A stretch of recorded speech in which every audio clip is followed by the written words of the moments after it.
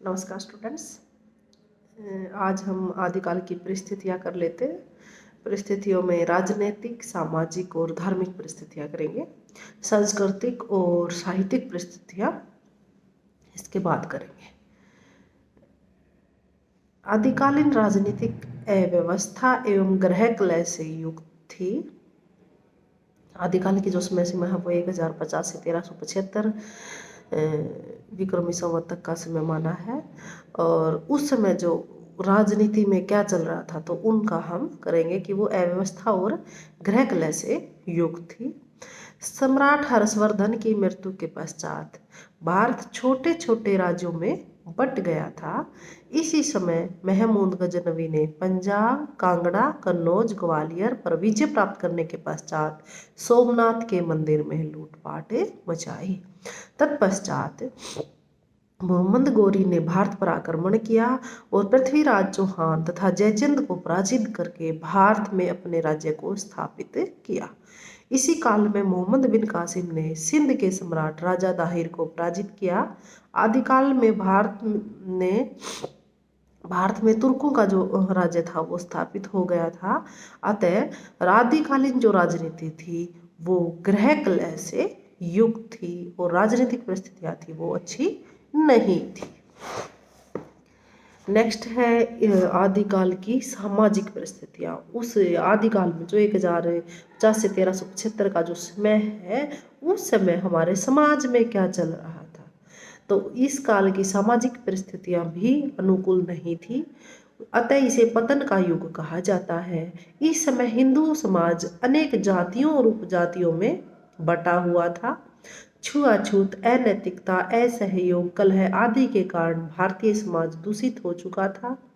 हिंदुओं में समन्वयवाद का अभाव था और राजपूतों में वंश कुलीनता और सामंती गौरव की भावना अधिक थी। हिंदू और मुसलमान दो नए वर्ग बन चुके थे।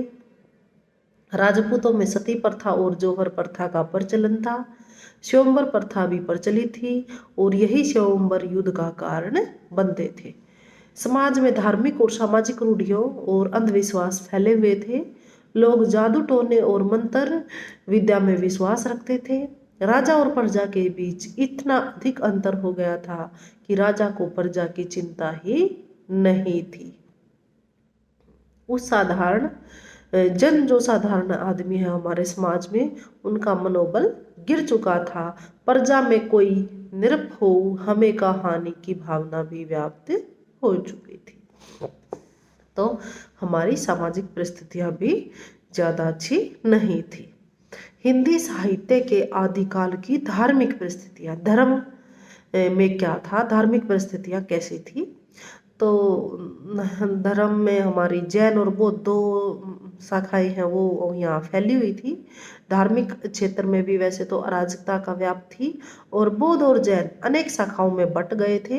बौद्ध धर्म की दो प्रमुख शाखाएं हीनयान और महायान जनता को चमत्कार प्रदर्शन द्वारा अपनी ओर आकर्षित करने लगी थी। इस प्रकार बौद्ध धर्म अनेक कुरीतियों से दूषित हो चुका था। सिद्धों और नाथों का भी उस समय प्रचार प्रसार हो रहा था। नाथों के प्रमुख श्री गोरखनाथ जी के ने योग के प्रचार प्रसार द्वारा संयम और सदाचार पर बल दिया। वे योग द्वारा कुंडलिनी जागरण कर प्रभु शिव से एक रूप होने की योग साधना पर अधिक बल दे रहे थे। बौद्ध धर्म तो अवनति के मार्ग की ओर अग्रसर हो रहा था। वह सिद्धियों की प्राप्ति के लिए मांस, शराब, नारी आदि का प्रयोग करने में लगे हुए थे। उस समय शंकराचार्य ने अपने भरसक प्रयत्नों के द्वारा वैदिक धर्म की पुनर्स्थापना करके अद्वैतवाद का प्रचार किया तथा कुमारी भट्ट ने वैष्णव धर्म के प्रचार प्रसार द्वारा लोगों के सोचने के तरीके को बदला। इस प्रकार धार्मिक परिस्थितियां भी मानव जीवन के अनुकूल नहीं थी। धन्यवाद।